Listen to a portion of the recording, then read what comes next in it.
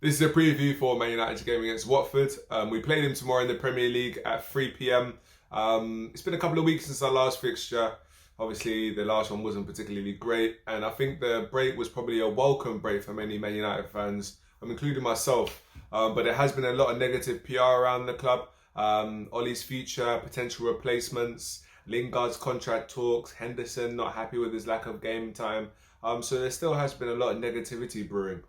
Going into this game, it's a really big fixture for us. I think Watford's probably, if we were to cherry pick a fixture, one of the top three, I would say, best fixtures you could hope for a team in trouble. They aren't really offering too much.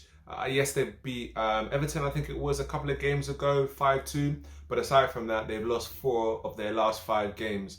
And Ranieri has come in, hasn't really offered too much of a new manager bounce.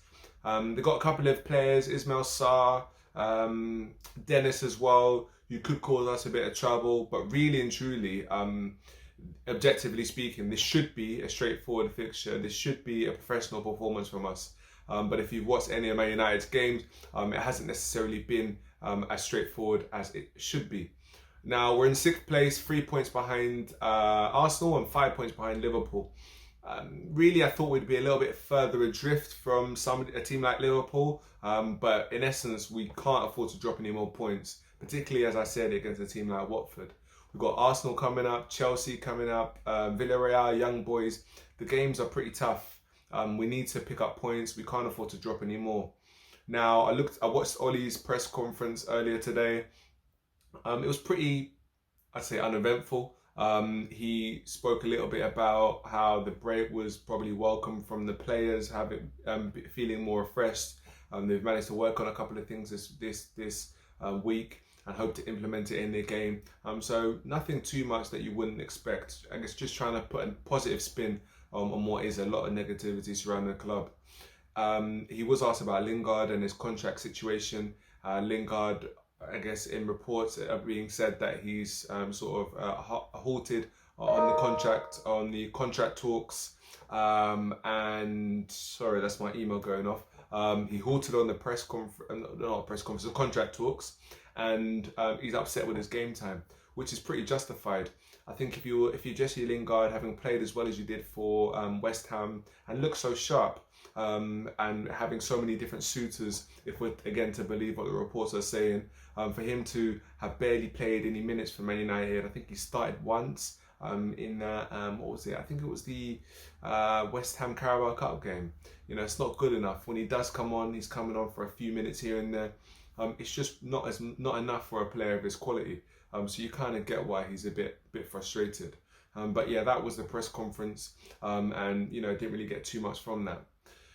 The lineup I'd like to see us play, I'd like to see us move to a 4 at the back again, playing Henderson in goal, Wan-Bissaka, Lindelof, Maguire and Shaw at the back, Fred and Matic as the pivot, with Lingard, Sancho, Fernandes and Ronaldo as the front 4.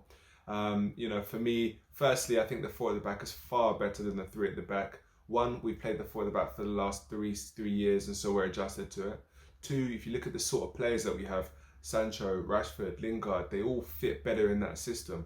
I don't believe this full sense of security of having an extra centre-back means that you're going to play more defensively or you're going to be more solid defensively. I think it's ultimately how you defend as a unit, your awareness of space, where you're meant to be and when you're meant to be in certain areas. And so 4 at the back for me is a far better formation. I guess moving back to front, Henderson, I'd play him above De Gea purely because I think De Gea is not really offering much. I think if you look at the amount of crosses that he comes to collect, if you look at sort of his distribution and also his ability to sweep sort of for through balls that have gone in behind, I was saying this in my last video, I don't think he's doing the business. And so I don't see the point in persisting with him. I much prefer playing a guy like Henderson who can maybe grow into the role a little bit, give an opportunity just to see what he's about. Who knows, he may rise to the occasion and become a really good goalkeeper for us. If not, I think worst comes to worst, he'll be a decent goalkeeper and we can ship him on. But we'll never know unless we give him games. I think De Gea, we know what we're going to get from him. And that's not going to change anytime soon. Maybe his shot stopping will increase and get a bit better. But if you look at the other teams, the top teams, once again, their goalkeepers offer more than just shot stopping.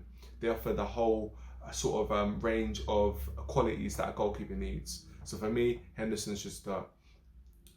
Lingard, I want to see him start. I mentioned it before, I feel like he hasn't had enough minutes, and this is a prime opportunity to give him minutes. See how he fares in the Premier League against a team like this.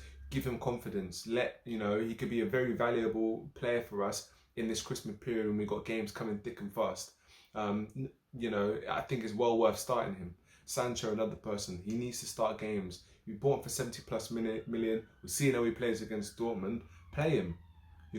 Give him minutes, give him games, let him grow into the role a bit. I saw him when he came on against Atalanta, he looked sharp. Combination plays between him and Van der Beek. Give him an opportunity. Let him play into his form. I think he'll definitely prove doubters wrong, and like I say, grow into the role. Those are probably the three controversial areas in my starting lineup. But for me, I don't think they're controversial. I think they're perfectly logical and things he should definitely consider. Having said that, if I were to predict Ollie's team, I reckon it will be very similar to the one we've seen earlier in the season. So De Gea would be in goal. The back four will be the same as I said. The next two will probably be the same as I said. Maybe McTominay coming in, but that's utterly dependent on whether or not he's back from injury. If he's back from injury, he'll probably start. If not, like I say, it'll be Matic. Then moving on, I don't think Sancho will start. It'll probably be Greenwood. And then Rashford on the left with Fernandes and Ronaldo up top. I don't think he's going to play the three at the back, particularly now where there is, I think in his eyes, it seems as though he perceives three at the back to be more defensively sound. And against a team like Watford, where they don't really offer too much in attack, I think he's likely to move to the four at the back again. So that's my prediction in terms of the lineup. In terms of the score line, I think there'll be goals. I would say I'm torn between 3-0 and 3-1. Yes, they could probably nick a goal, but I think actually ultimately they aren't offering that much in attack, and defensively they look like they can concede.